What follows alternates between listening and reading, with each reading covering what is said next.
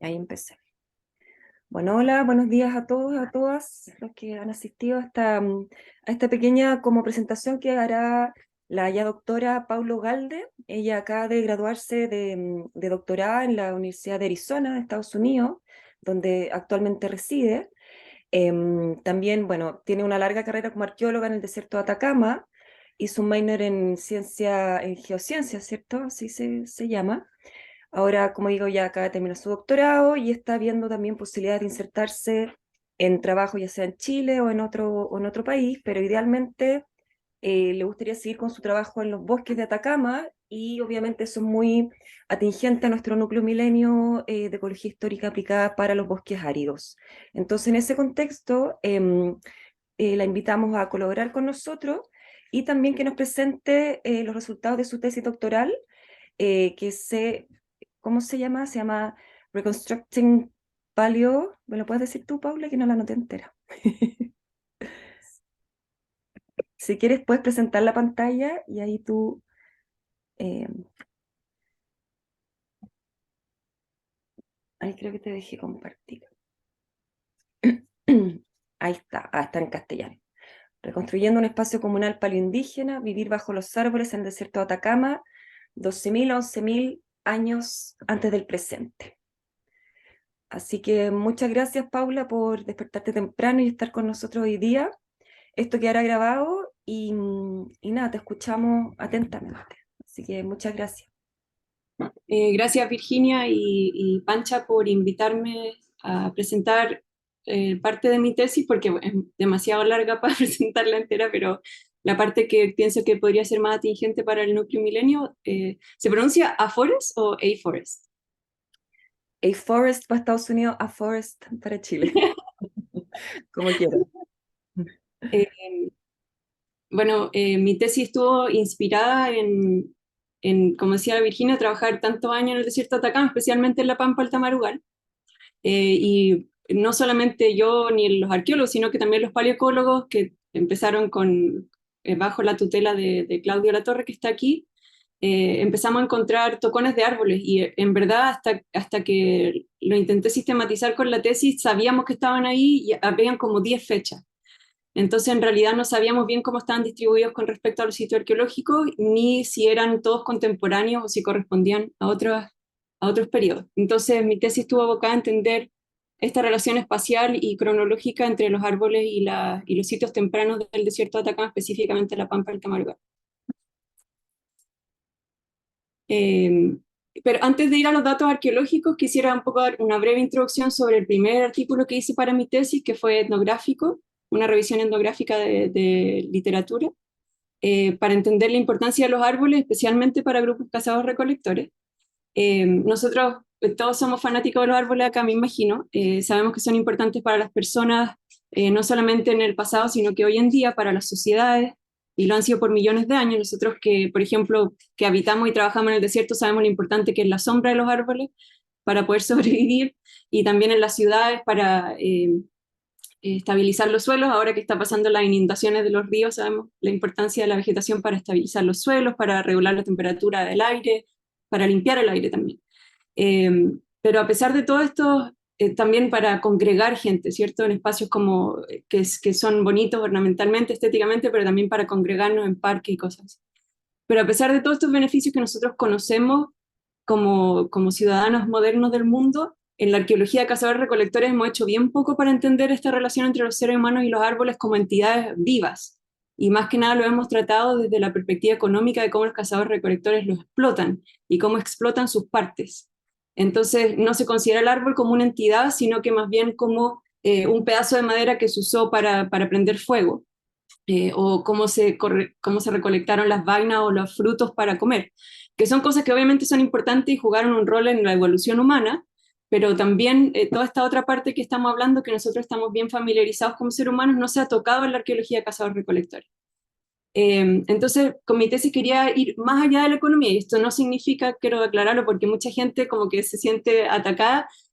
Hay un rol económico en los árboles, pero yo quiero ir un poco más allá de eso, especialmente considerando que los cazadores-recolectores son o bien totemistas o animistas en su cosmología. Esto quiere decir que se relacionan con la naturaleza, y en este caso con los árboles, como entes sagrados y como entes sociales. Entonces pueden conversar con ellos, son incluidos en la sociedad tal como si fueran otros seres humanos. Ahora, muchas veces tienen un rol espiritual que es antropomorfizado, o sea que en el caso de los animistas son espíritus que están relacionados a los seres humanos, pero no son seres humanos, y en el caso de los totemistas son espíritus humanos que están, digamos, como encerrados o habitando estas entidades biológicas que son los árboles.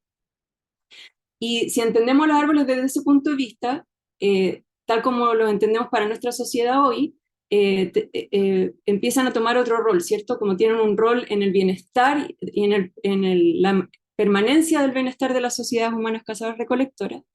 Y cuando los consideramos así, también desde la arqueología tenemos que empezar a pensar en cómo los seres humanos estaban preservando los árboles, más que explotándolos y cortándolos, o solamente explotándolos y cortándolos.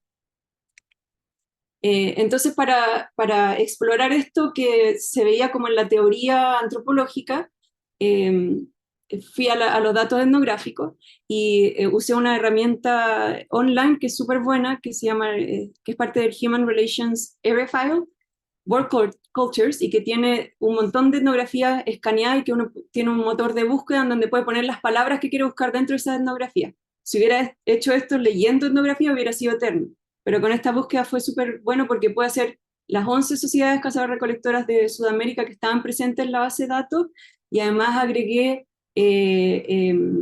dos sociedades de desiertos porque quería comparar ambientes y quería tener muestras de desiertos cálidos para compararlos con el desierto de Atacama, donde no hay etnografía de cazadores-recolectores, al menos en esta parte del interior del desierto de Atacama. Y estos son las tribus, bandas o grupos lingüísticos de cazadores-recolectores que analicé. La mayoría son de Sudamérica, y como pueden ver acá, los climas y el ambiente varían desde semiárido, árido, cálido, tundra, hasta bosque tropical lluvioso. Y lo que quería hacer con esta comparación era saber si es que la distribución, la abundancia y las taxas de árboles tenían alguna relación con cómo variaba esta percepción entre los cazadores, recolectores y los árboles. Y era harto dato, entonces lo clasifiqué en 10 categorías, poniendo especial atención a aquellas categorías que eran poco conocidas en la arqueología de cazadores-recolectores y que también involucraban la preservación de árboles, más que el uso a través de la tala o del corte de ramas. Ahora vamos a tratar algunas que son más importantes para la investigación que hice en el Atacama, pero vean que hay algunas que son bastante novedosas, como por ejemplo usar los árboles como escondite. Estaba en todos los grupos de cazadores-recolectores, y tanto en la mitología como en la historia oral antigua, como cuando estaban registrando etnográficamente en el presente, y se usaban, por ejemplo, para escapar de jaguares, era que aparecían todo, o de pumas. Y también para escapar de gente que estaba celosa o enemigos o incluso espíritus malignos, se usaban los árboles para esconderse y para protegerse. Entonces, en casi todas estas categorías, el árbol o los árboles estaban con una percepción o concepción de protectores, que era súper interesante desde el punto de vista de la teoría. La primera categoría que vamos a ver hoy son estructuras habitacionales, porque tenía harto que ver con los sitios del Atacama. Y acá había una variación que estaba completamente relacionada al tipo de ambiente, o sea, donde había más productividad primaria en el ambiente, como en el caso del Amazonas, en este caso en Venezuela, en el Orinoco, donde habían palmeras. Los seres humanos cortaban las palmeras y las talaban más liberalmente para usarlas para construir. Y esto involucraba bosques enteros de palmeras. Y yo creo que tiene que ver con que estos árboles crecen de nuevo más rápido. Entonces ellos tenían esa seguridad de que estas estructuras e incluso aldeas gigantes que albergaban hasta 600 personas, grupo de cazadores recolectores de 600 personas, eh, decaen o se meteorizan súper rápido porque las palmeras no tienen madera tan dura. Pero ellos sabían que en un par de años más iban a volver a crecer, entonces las cortaban así. Luego en áreas más semiáridas, donde hay bosques, pero son más escasos, o hay partes de la isla del Tierra de Fuego, por ejemplo, donde no hay bosques, aquí la familia, especialmente las mujeres que estaban a cargo de construir las chozas, cuando estaban en un bosquete usaban un árbol como tronco central, como poste central, o bien una rama grande para hacer la viga central del techo, y sobre eso apoyaban los postes que habían manufacturado para hacer la choza. Pero cuando se iban, cuando tenían campamentos estacionales que estaban en lugares sin bosque, agarraban todos estos postes, los hacían un manojo y los llevaban a ese lugar y construían la choza cónica sin la ayuda de estos postes centrales, que además no estaban modificados, o sea, usaban el árbol vivo para poner la choza sobre ellos. Y luego en lugares más secos como el Kalahari, que no es tan seco como el Atacama, pero sí tiene escasez de agua y de árboles en muchas partes. Lo que hacían en esta foto, no pude encontrar una foto que lo explicara bien, pero lo que hacen es encontrar un bosquete o una arboleda y todo el grupo, la banda se va ahí y cada familia busca un árbol y bajo ese árbol la mujer aplana el territorio, se asegura de que no hayan bichos como serpientes y cosas así, pone un fogón abajo del árbol y usan el árbol sin modificar como sombra y como estructura de protección. Entonces, como se puede ver, vamos desde lugares donde hay tanta productividad que se pueden usar cientos de árboles y miles de árboles, hasta uno donde se usan los árboles sin modificar del todo. Pero como dije, los árboles también tienen un rol espiritual. Esto lo voy a pasar un poquito más rápido porque obviamente no lo pude visualizar en el registro arqueológico del Atacama, pero en sociedades animistas como los Guarao, por ejemplo, se usa un tipo de árbol que se llama el cachicamo, que es un árbol grande que crece, que es centenario, y que solamente se ocupa para hacer canoas monóxilas, y que tiene un tabú súper fuerte para cortarlo. Solamente un hombre recién casado puede hacer esta canoa, o una vez que se decae se puede hacer de nuevo, pero es porque está habitada por el espíritu de una virgen que es la hija de la madre de la naturaleza. Entonces, obviamente este árbol no se va a cortar por cualquier cosa. Algo similar pasa con las tribus totémicas como los Aranda en Australia, con el gum tree, el eucaliptus, que también acá los árboles están habitados por espíritus de seres humanos, o sea, el que está dentro del árbol puede ser tu familiar. Entonces, obviamente no se va a cortar el árbol porque sí, y en algunos casos como ceremonias de iniciación, como la engurra, en el caso de los Aranda, se puede cortar un tronco de árbol y se lleva a un lugar especial y se pinta con sangre, pero también, como ven, todo súper ritualizado. La tala de árboles no es algo que se realice a la ligera. Los árboles tienen un rol súper importante en la congregación, y esto sí es algo que podemos ver en el Atacama.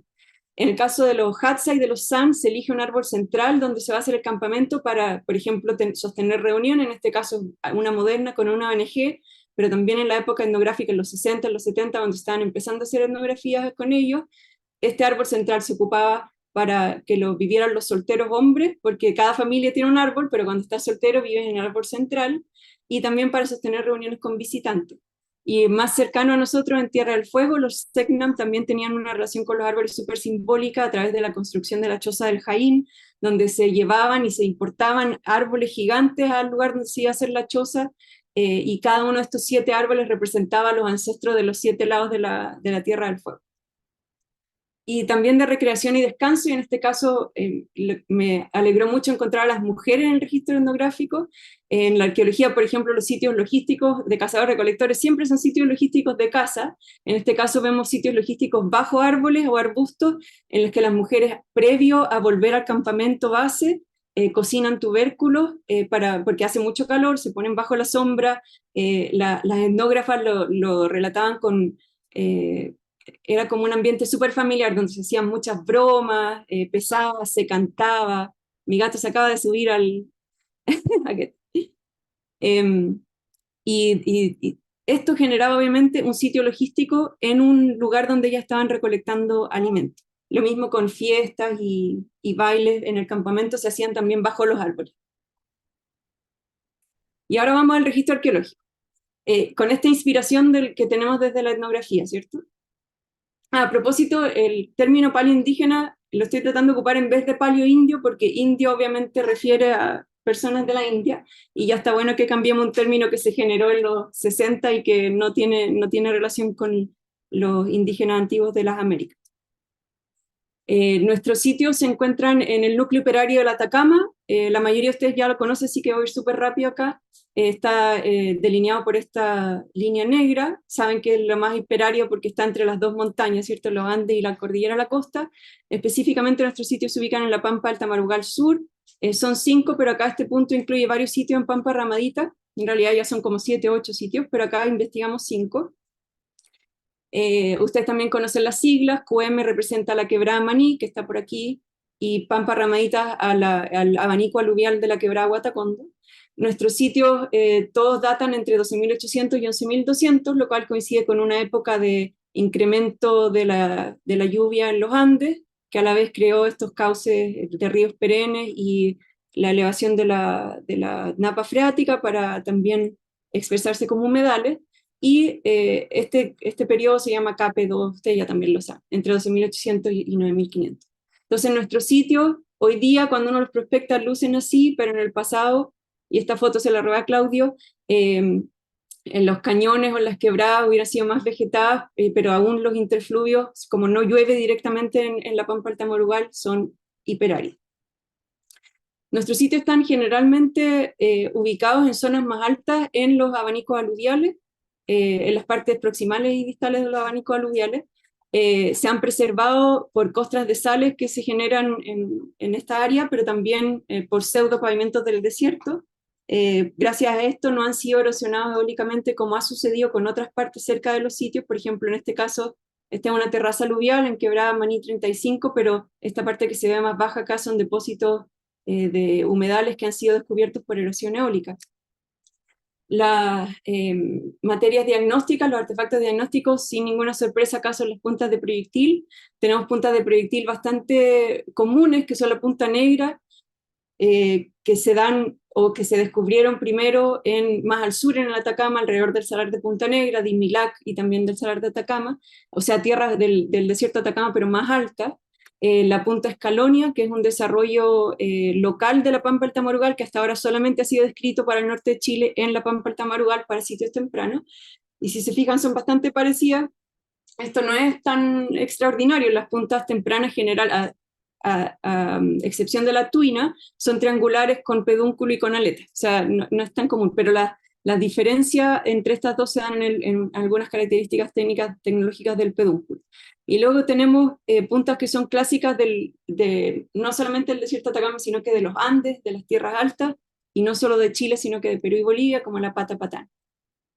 Pero sin lugar a dudas, el registro más extraordinario de los sitios de la Pampa del Tamarugal son los restos orgánicos, en especial los restos de plantas, porque los restos de hueso, los suelos son tan alcalinos que en general se preservan mal, se les va todo el colágeno, así que es difícil datarlos también, pero la parte vegetal se preserva bastante bien. Acá ustedes pueden ver algunas fibras que están cubiertas con una argamasa de pigmento y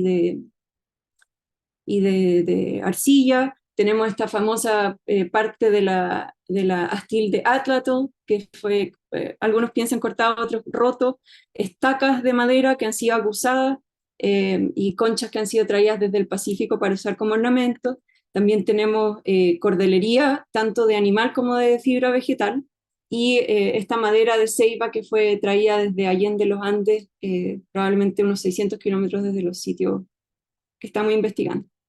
Entonces la tesis para los cazadores-recolectores, si uno estudia movilidad cazadores-recolectores, especialmente para desierto, el recurso que se observa o que se analiza para ver cómo los cazadores se estaban asentando y moviendo es el agua. Y en este caso en el Atacama no es una excepción. Todos nuestros sitios están o bien cerca de planos aluviales, de cauces de río o de humedales. Pero yo me preguntaba, dado que está este registro de los tocones, si es que hay otro factor que estaba determinando esta movilidad cazador-recolector. Entonces, lo que hice para el tesis fue, con mi equipo de prospección que va a nombrar los agradecimientos, fue prospectar y mapear todos los tocones superficiales que estaban en esta parte de los abanicos de Maní y Guatacondo. Como pueden ver, están localizados los troncos, a pesar de que prospectamos toda esta área, están localizados más hacia la parte distal, pero no cerca del Salar de Llamara, que es algo interesante. Ya habían mapeado más o menos 70 troncos, nosotros colaboramos con más de 80, y de esos daté 68 con radiocarbono. Acá hay algunos ejemplos de cómo se ven los tocones en la superficie y una vez que están excavados para comprobar que están in situ. Y estas son las características de cómo crece el tamarugo, que todos ustedes saben, cuando está en condiciones óptimas crece bastante grande y puede dar esta idea de la sombra y de protección. Cuando está en lugares con suelos más salinos y con mucha radiación, crece un poquito más chico. Acá están los resultados de los fechados, expresados como calibrados en los mapas que da el Oxcal. Como pueden ver, la mayoría está localizado en el KP2, entre 12.800 y 9.500. Y hay algunos troncos menos, que también se puede discutir por qué hay menos en el KP1 si se supone que fue más húmedo, también en el KP1. Entre medio, solamente este registro de troncos corrobora y apoya la idea de que hay un evento de desecación entre medio, la fase ticaña, que probablemente la Pampa del Tamarugal fue más largo y dramático que en otras partes de los Andes. Si exploramos las taxas, aquí quiero agradecer a la autora Delphine Joly que me ayudó con la identificación de taxas. La mayoría son Strombocarpa tamaru. Ahora, cuando ella la identificó todavía era Prosopis, pero por las fechas nos imaginamos que son todos tamarugos. Más o menos la mitad de los tamarugos son Chinus molle, o sea, siempre lo más abundante es tamarugo. Si lo dividimos por sitio, nos damos cuenta que el tamarugo predomina en aquellos lugares que están en interfluvio o en pampas, pero sin embargo cuando nos acercamos a planos de inundación o humedales, la distribución es un poquito más equitativa entre Chinus molle y tamarugo.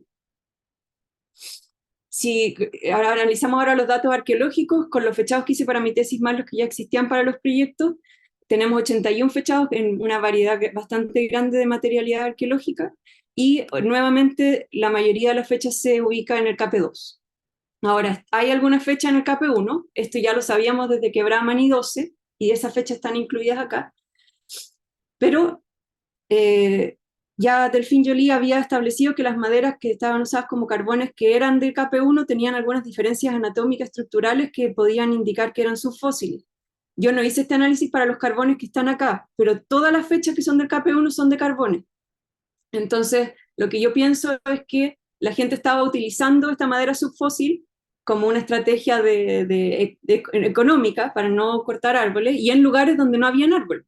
Y como esta madera estaba superficialmente bastante disponible y visible, estaban ocupándola en algunos casos para mezclarla con otras maderas más nuevas para hacer su fogón.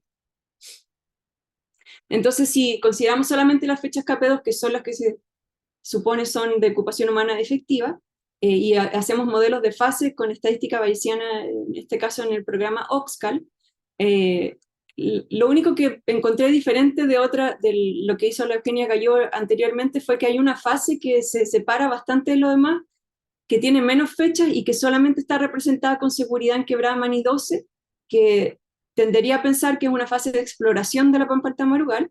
Ahora esto no se puede corroborar con estratigrafía porque no tenemos estratigrafía, pero dadas estas características de abundancia y de que solamente está en un sitio, podría postularse que es una fase de exploración. Luego, desde el 11.900 hasta el 11.200, yo postulo con este modelo de fases que está la ocupación principal de la Pampa del Tamarugal, donde ya hay más fechas, hay más variedad de materialidades que estaban ocupando y están en todos los sitios. Y que esto es típico de una fase de ocupación efectiva del territorio a la Borrero y Franco, de que la mayoría del paisaje está siendo ocupado efectivamente. Luego, si hacemos lo mismo con modelos de fase para los tocones, pero solamente ocupando los tocones de alrededor de QM35 que forman un bosquete, porque en todos los demás sitios solamente se encontraron tocones que en realidad eran aislados, descubrimos que hay algunos árboles que están apareciendo antes de 12.000, pero que la mayoría se agrupan entre 11.600 a 10.500, o sea, los árboles, el bosquete está vivo después de que los seres humanos se van.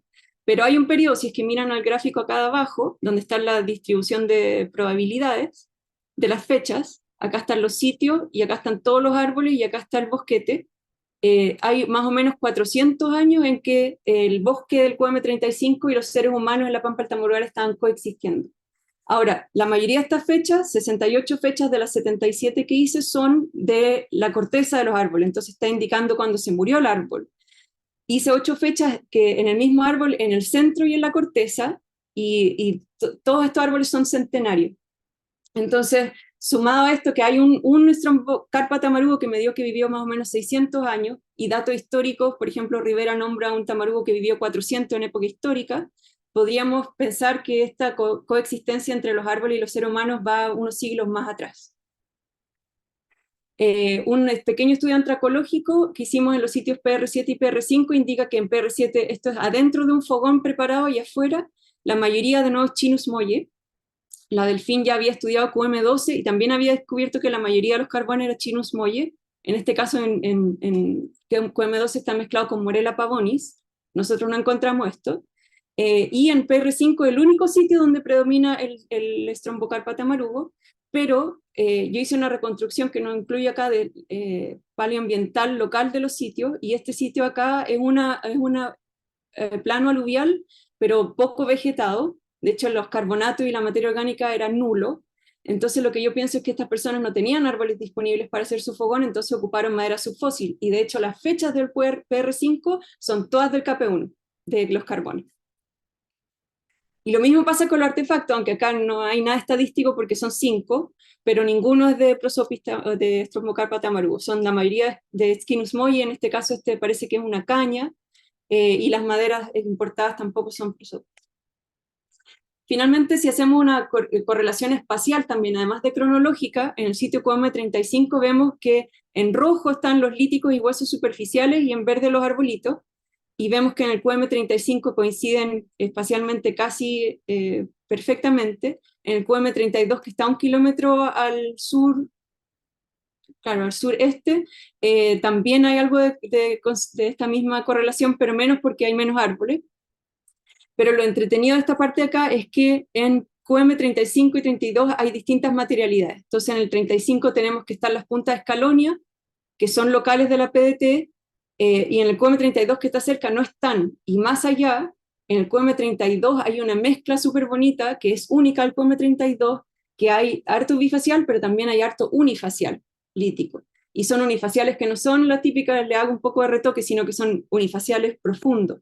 Entonces nos está diciendo que la tecnología lítica en estos sitios que son contemporáneos y que estaban ocupando este bosquecito de árboles son distintas. Y para agregar el último, la guinda a la torta, el QM32 es el único sitio que tiene cordelería con pelo animal, el único sitio de la Pampa del Tamarugal. Y en el tercer paper de mi tesis le hice un análisis isotópico, que ya habían algunas muestras, pero no solo a los pelos, sino que a los huesos. Y hay dos grupos de animales, de camelios, que están viviendo acá, y los únicos que tienen una señal que podría ser más característica de la puna son los pelos de vicuña del QM32. Entonces, lo que yo propongo acá es que hay dos grupos, que pueden haber dos grupos que estaban ocupando el bosquecito. Y finalmente hay una asociación espacial y cronológica entre fogones preparados en el QM32, 35 y en el 12, donde hay un árbol de Strombocarpa que estaba dando su sombra justo en el lugar donde estaban puestos los fogones y que son contemporáneos. Entonces, solo para terminar, hay una coincidencia espacial y cronológica entre árboles y fogones, hay una superposición entre conjuntos arqueológicos superficiales y tocones que conforman una arboleda, y hay posibilidad de congregación de diferentes bandas de cazadores-recolectores alrededor de este bosque o arboleda.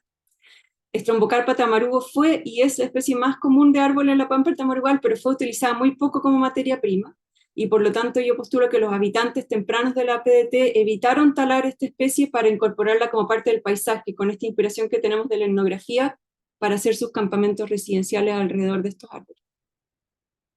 Eso, muchas gracias. Muchas gracias, Paula, por este interesante trabajo y resumido trabajo, porque se ve que hay mucho trabajo detrás. Yo no sé si alguien aquí tiene preguntas que quiera partir, haciendo alguna consulta, comentario. Gracias, Paula. Muy bueno. Tengo una pregunta, por si acaso. Claudia, vamos. Oye, súper interesante lo que encontraste con respecto a la cronología de las ocupaciones. No sé si tú te acuerdas, pero en el trabajo de Rhys Workman, él Sí. identificó dos eventos del KP2, ¿cierto? Sí. Donde los tenía separados, y claramente paleoclimáticamente son distintos. La primera parte de KP2 fue al parecer mucho más húmeda que la segunda parte. Lo que es curioso porque precisamente es la segunda parte donde tú encuentras la mayor parte de la ocupación, digamos, la ocupación más establecida. Y que en realidad la primera ocupación, la primera parte habría sido, o uno podría pensar hasta facilitada, digamos, por el hecho que el clima incluso era más húmedo previamente, digamos, al comienzo del evento de KP2. No sé si tú quieres agregar algo al respecto de esos antecedentes. Yo pienso que el siguiente paso, ya llevamos harto tiempo trabajando aquí, pero creo que el siguiente paso es hacer cosas más localizadas, porque pienso que, por ejemplo, el QM12 es el único sitio que tiene fechas más tempranas y que de hecho abandona el sitio a los 11.600. Todo el resto de los sitios se abandona, pero así, religiosamente al 11.200. Entonces, hay algo ahí en Maní 12 que es distinto. Está más alto que los otros sitios, está a 1.200 en vez de 800. Entonces, yo pienso que hace sentido que ahí empezaron a explorar. Supongamos que ya esto es más hipótesis, pero que venían desde un poco de tierras más altas, empezaron a explorar la pampa y dijeron, no, está re bueno acá. Pero después el agua se empezó a mover para abajo, como dice Terry Workman, ¿cierto? El humedal estaba en el QM12, pero después, por esta modificación de los cauces, debido a que estaba más seco y se cambió como la sedimentación, el humedal se movió del QM12 al QM35. Entonces la gente se movió al QM35. Y después creció la arboleda, que empezó más o menos a los 11.600. Entonces coincide con una movilidad más local, ¿cierto? Tenemos esta concepción más regional de lo que estaba pasando con el CAPE, pero ahora nos falta ver estas localidades, cómo se estaban moviendo y cómo se estaban distribuyendo los recursos. Oye, y la otra cosa que es como curiosidad mía nomás, en realidad, tiene que ver con los tocones mismos. A mí me llama mucho la atención que esos tocones son todos chicos. No hay como grandes árboles que están creciendo ahí, ¿cierto? De cientos de años de antigüedad que uno esperaría ver si que realmente es un ambiente muy estable. Si la mayor parte de ellos son relativamente pequeños, ¿cierto? Son de 20, 30 centímetros, lo que quiere decir que en realidad probablemente se trataba de una población de árboles que no era muy longeva, digamos. Entonces yo me pregunto qué tan coetáneos habrían sido esos árboles. Quizás hay todo un estudio como dendro, arqueo, paleoecológico que se puede hacer ahí que de trabajo de correlación, de ver cuán coetáneos eran todas esas poblaciones, porque por el radiocarbono, ¿cierto? Tú tienes un error de 20, 30 años y eso a veces puede ser un offset suficiente como para tratar de cruzar, digamos, las distintas cronologías. Sí, bueno, es difícil hacer dentro con este tipo de árboles, pero quizás se podría hacer una correlación como con, yo no sé, ustedes saben más de árboles, pero de espesor del tronco versus edad. También yo he observado que los tamarugos crecen harto como doble, como que tienen un tronco grande y después se ponen dos. Entonces yo creo que nosotros estamos encontrando estos troncos, pero ya como no el principal, y que el principal está más... Tengo esa percepción yo, no sé, porque lo observo en árboles modernos.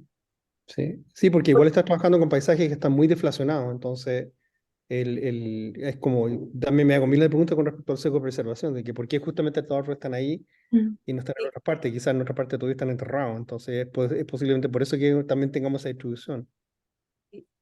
Sí, esa parte de la preservación está interesante porque están súper distribuidos ahí en la parte distal de los abanicos y no aparecen en otros lados. Entonces, yo creo que en ese sentido, esa parte de los abanicos está más erosionada eólicamente y por eso están apareciendo. Pero también tiene que ver con la distribución del agua en el paisaje. Yo creo que, por ejemplo, el molle no tiene, es como adaptativo a ser freatófico, entonces no tiene raíces tan profundas. Yo observé que estaba creciendo cerca de los humedales nomás, entonces no vamos a encontrar chinos molle en otros lados. Por eso creo que tenemos que hacer un trabajo como más fino para encontrar estas localidades donde podrían haber estado creciendo los árboles. Paula, respecto a eso mismo, ¿han hecho como la excavación de los troncos hasta lograr como hasta para ver para abajo, hasta dónde pueden llegar? Lo que pasa es que, bueno, obviamente este era un trabajo como extensivo, entonces no teníamos tiempo. Yo no tenía tiempo para excavar tanto, pero excavamos hasta que podíamos ver que estaba vertical y que empezaba un poco como a enraizarse. Pero lo otro que pasa, Francisca, es que topábamos con el horizonte B de suelo y excavar esa cuestión a mano te la encargo. Entonces hay que ir con otro tipo de herramientas para pasar el horizonte B. Dinamita. Sí. Sí, nosotros lo que vemos nosotros en el salar más abajo de esos abanicos, de la parte más arriba del abanico fluvial, es que como son freatofíticos, las raíces son tan profundas y por efecto de deflación como que quedan pedestales. Entonces es súper fácil localizar donde había un árbol simplemente porque veis como estos pedestales en la superficie y te acercáis y están los tocones ahí creciendo. Entonces también es como un indicador de de donde habían bosques, y es fácil llegar a ellos a través de prospección más satelital y todo eso. Y eso no sé si se presentaba así allá arriba, yo creo que no, que eran más, está en la superficie. No. Y de hecho parece que estuvieran como cortados así con una herramienta, pero es el viento nomás, que los pone planos así como la superficie.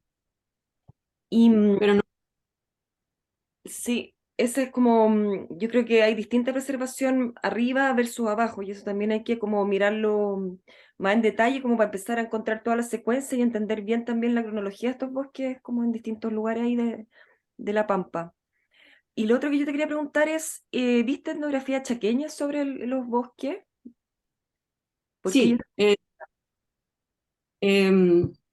a ver, no me acuerdo de los nombres ahora, pero hay 3 grupos del Gran Chaco, de Argentina y de Paraguay. Sí. De hecho, ellos ocupan harto prosopi, o sea, lo que se llamaba prosopi, me imagino que es Netulma Tuma, ahora, sí, en el Tuma. Sí, porque ellos porque tenían- era una de las partes más interesantes de la etnografía, porque tienen sitios de congregación alrededor de arboledas, esos grupos del Chaco. sí.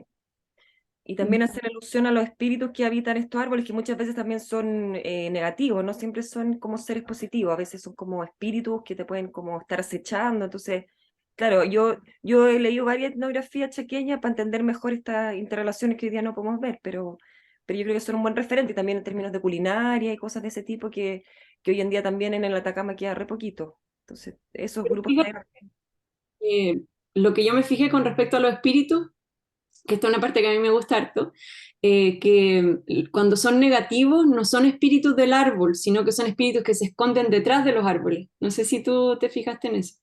Como en la etnografía de grupos patagones se da lo mismo. Son como gigantes o ogros que se esconden detrás de los árboles, pero no son el espíritu del árbol. claro, son espíritus que, o en el interior del tronco, también eso sale para el espíritu chaqueño, Pero claro, todo esto parece como un poco no relacionado, pero obviamente el respeto que le tenían a esos espíritus y que a veces evitaban esas áreas va a modelar cómo se estaban moviendo y asentando en el paisaje. Entonces, no sé, esta parte más espiritual es como difícil verla en el registro arqueológico, pero tiene todo que ver con evitar cortar. Y yo creo que tenemos que empezar a pensar como arqueólogos en cómo se ve eso en el registro arqueológico.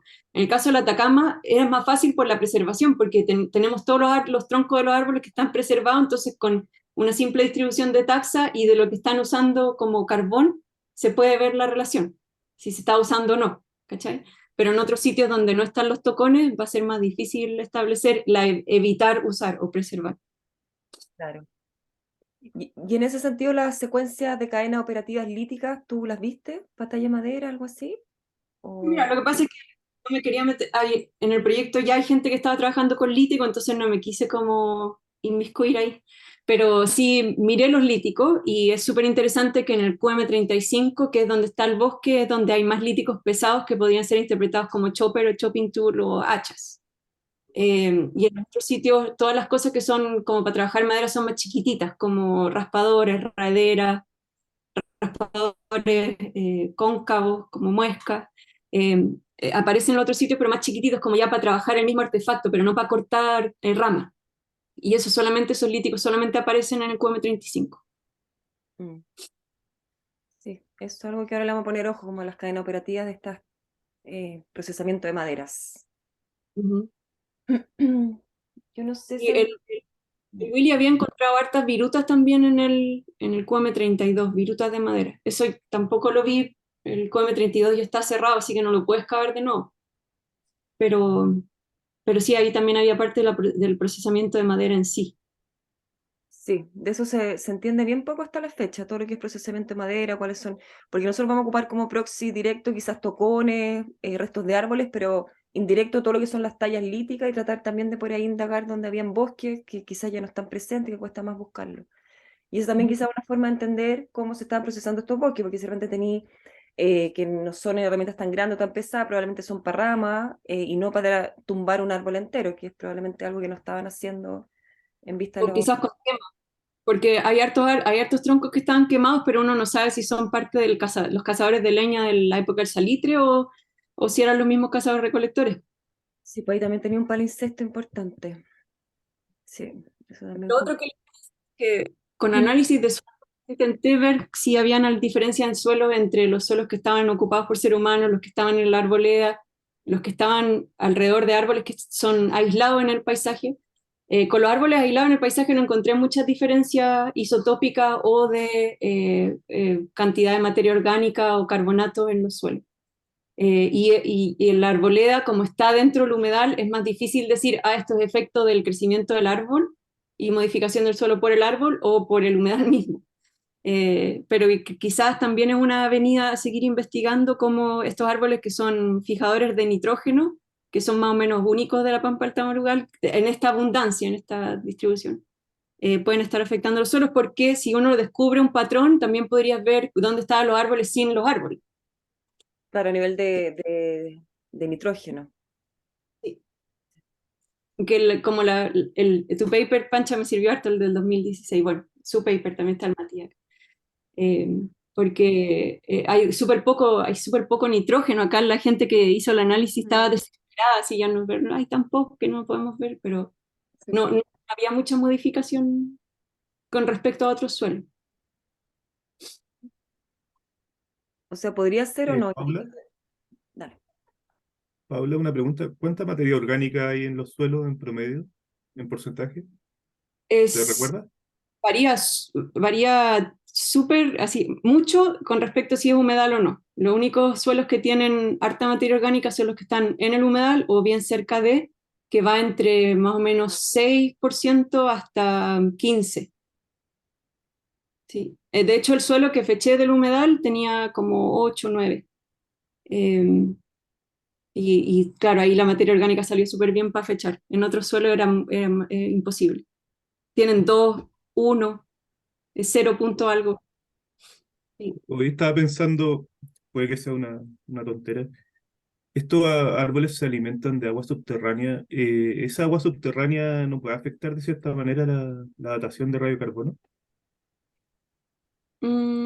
No sé, ¿no? Pero es que no obtienen carbono del agua, ya pues No, sería. no, porque están sacando CO2 de la atmósfera, Claro. Ah, no del agua. Supuestamente. Ahora sí, un Eso agua hay que rica en demostrarlo. nutrientes y Pero debería ser eso en teoría, de acuerdo a todo lo que se sabe de ecofisiología de plantas. Pero agua quizá purita, algo aquí en fortificada. Atacama, para variar, algo raro está ocurriendo. Pero claro. Sí. ¿Más preguntas? El resto de yo los tenía otra pregunta, pero no y sé si las alguien más asistentes. quiere preguntar también. Yo Dele, feliz. dele. Pregunten nomás. Ya, yo lo que quería preguntar era, no sé qué porcentaje de observación hiciste tú con los tocones, Paula, yo insistí con los tocones, pero de los tocones que encontraste, porque muchos de los que encontramos nosotros y que identificamos con la Micaela Simiunovich en algún momento, esos estaban, un gran porcentaje, no noté exactamente el porcentaje, pero la gran parte de ellos estaban quemados. Yo no sé si tú encontraste también eso en la gran parte de los que tú dataste o no, o si encontraste algunos que no estaban quemados. No sé qué te Sí. pareció, si hiciste alguna observación al respecto. No he hecho no he sacado los números, pero sí habían varios que estaban quemados y tengo las fotos y podría hacer la matemática, digamos, pero ahora no Ya. lo tengo en la cabeza, pero sí habían varios que no estaban quemados. Sí.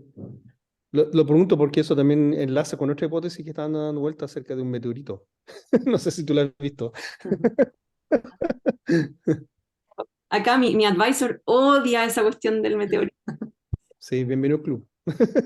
Gallo Pero que la postuló, publicó cochinamente, como que él era parte del comité editorial y creo que no sé, es como es shady, como que era un estafador, se cambió el nombre, su doctorado no es real.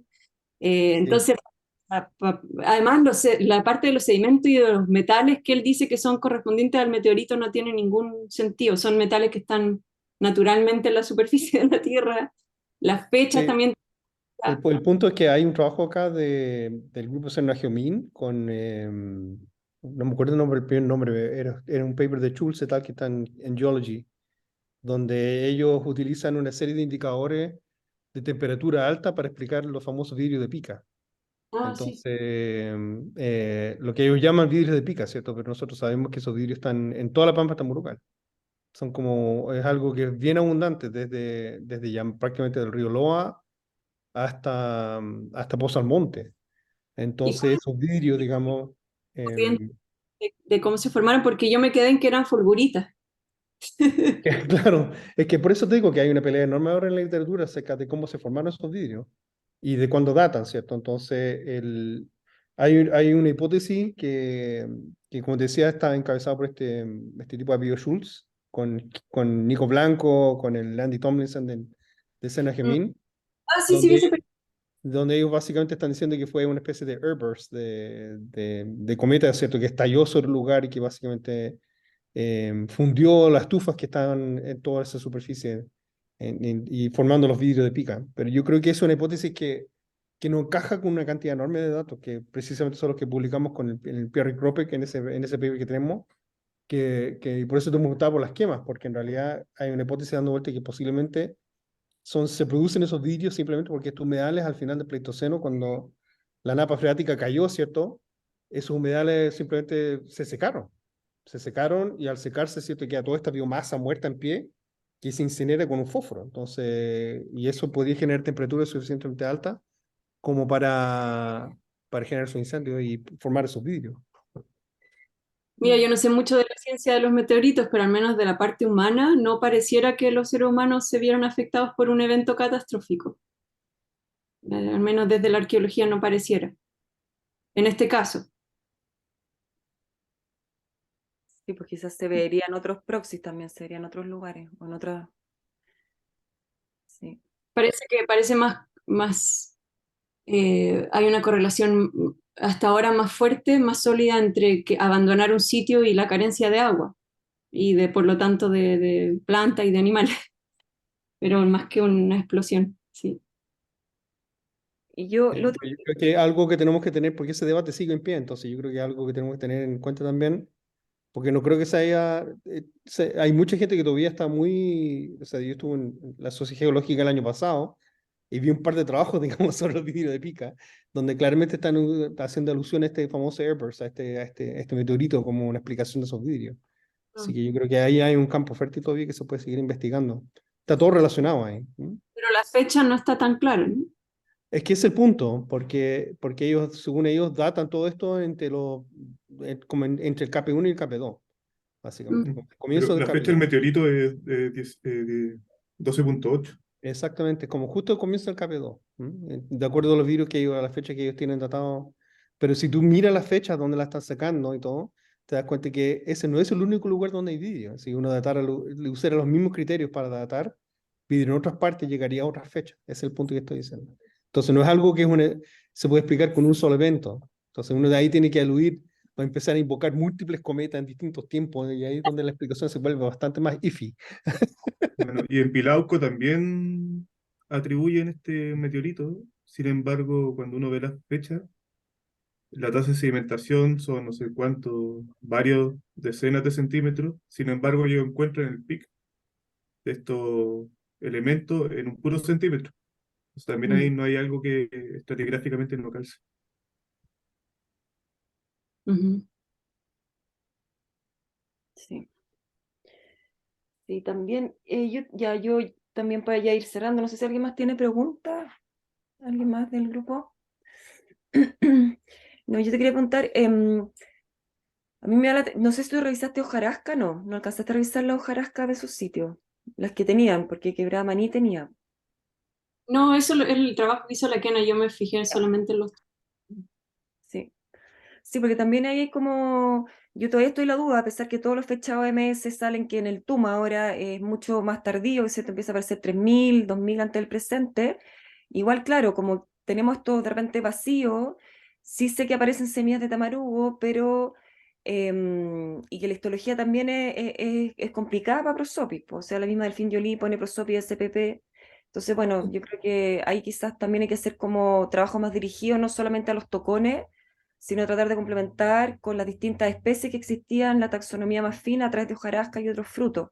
Y creo que también esa es una pega que hay que hacer bien para como tener más clara como las especies de árboles que están creciendo, cómo eran estos ecosistemas como de manera más integral, porque nosotros nos quedamos solamente como de repente con estos tocones, las fechas, pero falta entender mejor como la complejidad de este ecosistema, y quizás eso es algo que también queremos hacer con el núcleo, si es que, no, si es que tenemos el tiempo suficiente como para revisar, ir a los sitios de nuevo y quizás buscar otros indicadores de estas especies, que todavía yo creo que hay que hacer un trabajo ahí también más fino.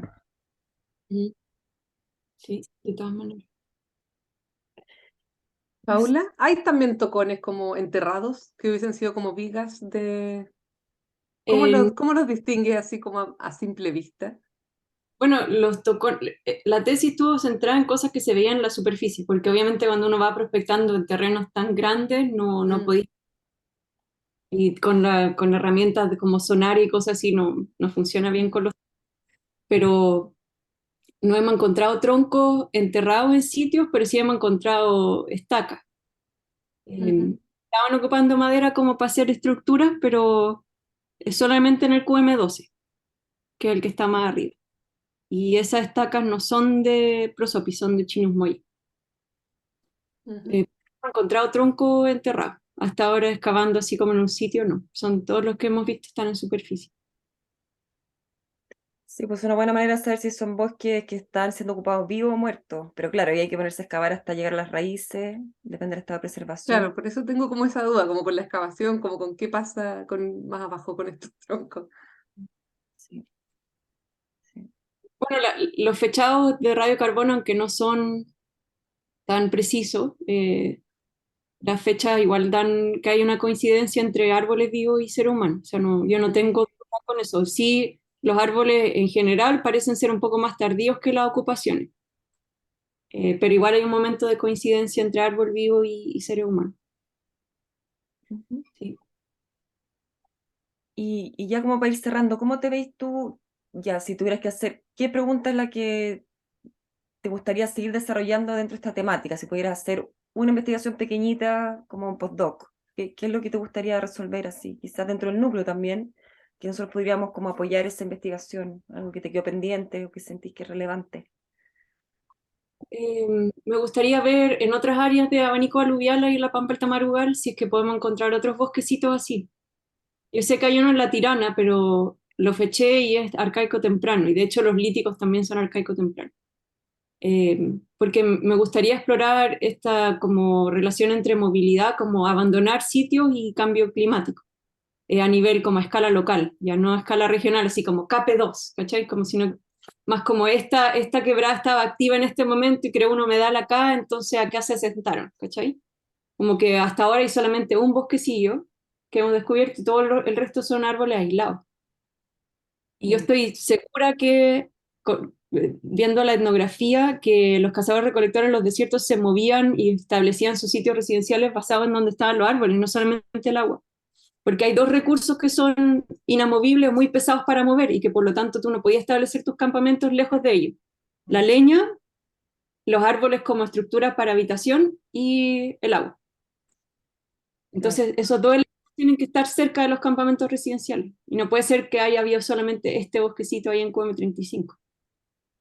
Sí, ¿te acuerdas que en Loma de la Sala había uno también? Donde incluso están los doseles ahí preservados. Sí, ahí no encontré, pero ahí los líticos eran tardíos. Mm. No encontramos nada temprano. Se podría volver a excavar, sí. Sí, una estudiante de pregrado nuestra está haciendo su tesis a través de imágenes satelitales y espectrografía para tratar de detectar bosques fósiles a través de imágenes satelitales y después ir a hacer prospecciones más dirigidas, que yo creo que es una técnica que no se ha hecho, es como lo que se hace para detectar sílice, ese tipo de canteras, materias primas líticas, pero aquí con resto orgánico, ojalá bosque, y eso nos permite como ir entendiendo mejor la ubicación de campamento y dónde estaban. Eh, es como una tesis que está en proceso, a ver si se logra encontrar un patrón que te permita dirigirte a esos sitios de manera más fácil.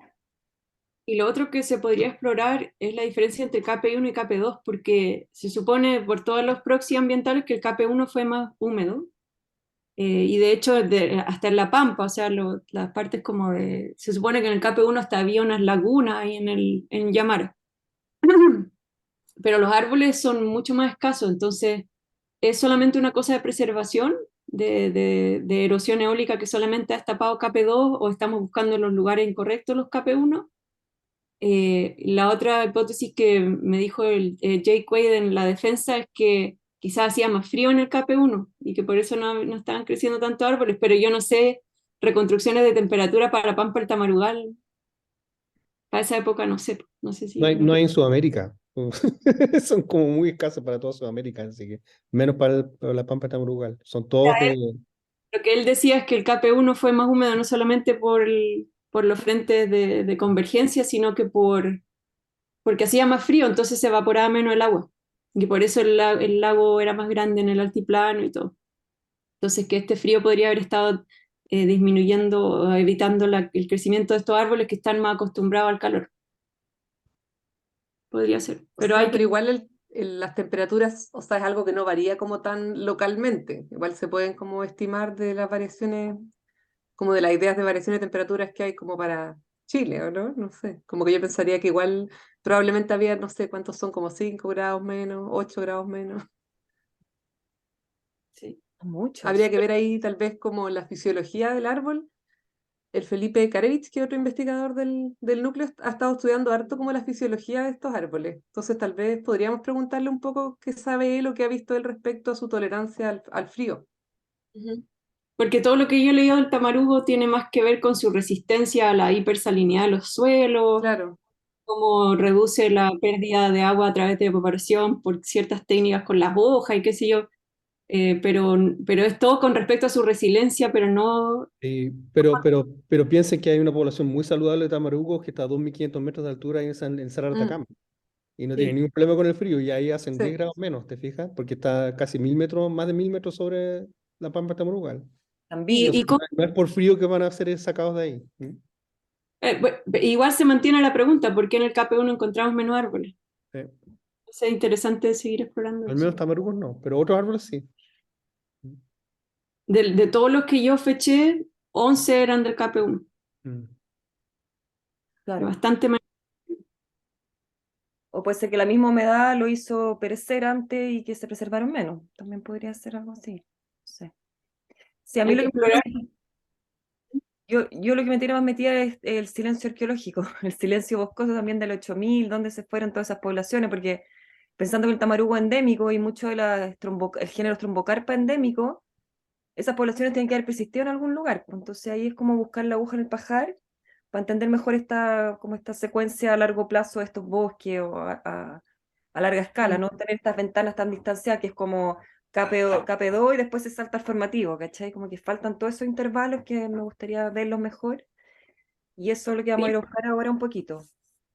la arqueología nos puede guiar un poquito ahí, porque en el arcaico, creo hasta ahora lo que nos indica el registro es que la pampa se utilizó más como un lugar de movilidad y para buscar recursos que como para residir, como se hizo en el Pleistoceno tardío y después en el formativo.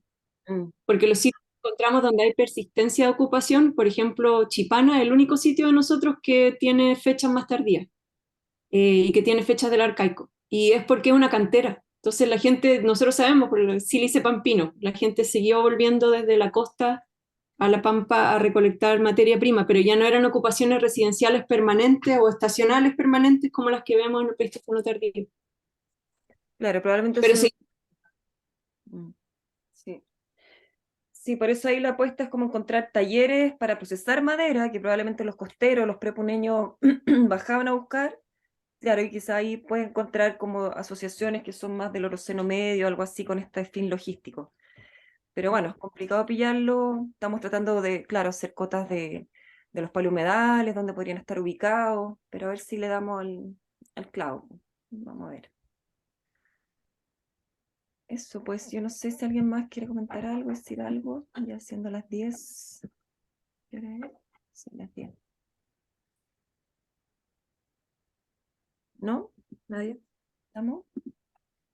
Ya, pues muchas gracias, Paula, por tu interesante trabajo. Esperamos que podamos seguir trabajando prontamente, tenerte por aquí en Chile, ir a terreno. Y, y eso, pues, ahí nosotros nos vamos a campaña ahora y te contaremos cómo nos va en Yamara, a ver si pillamos novedades. son las fechas de los arbolitos de ahí que tengo. Ya, sí, mándame los KMZ, de todas maneras. Ahí, perdón, quería simplemente un breve aporte, que hay una última, disculpen, me presento sí, antes. Yo no tengo nada que ver con el mundo científico, sino que estoy con Francisca y con Verónica. Yo vengo del campo audiovisual, del documental. Me invitaron a esta charla y, y estoy relacionado por un documental con Horacio Larraín, arqueólogo que trabajó por muchos años en el norte, y él tiene un blog y acaba de publicar una nota relacionada a su experiencia en la Pampa del Tamarugal, que podría ser de ayuda para ustedes. Así que ahí la dejo en el chat para para que la revisen. Puede ser, puede estar relacionada con lo que han estado hablando en esta charla. Sí, gracias, Juan. Bueno, Horacio Larraín sí lo conocemos, un gran arqueólogo y su blog tiene harta información. De hecho, es bien fértil en la información que ha producido para el desierto, así que está bueno ese blog. Yo igual lo ocupaba harto para mi investigación. Gracias. Ya pues, Gracias por la invitación, Virginia. ¿Nos quedamos un minuto, Paula, conversando temas logísticos? ya. Gracias a todos por venir. Muchas gracias. Gusto verte, Gracias, Paula. chao. Nos vemos. Que estés Gracias muy por la bien. invitación. Chao, gracias a ustedes. Quedará grabado. Y aquí voy a dejar de grabar. El secreto. Ahora viene, vamos a hablar de cosas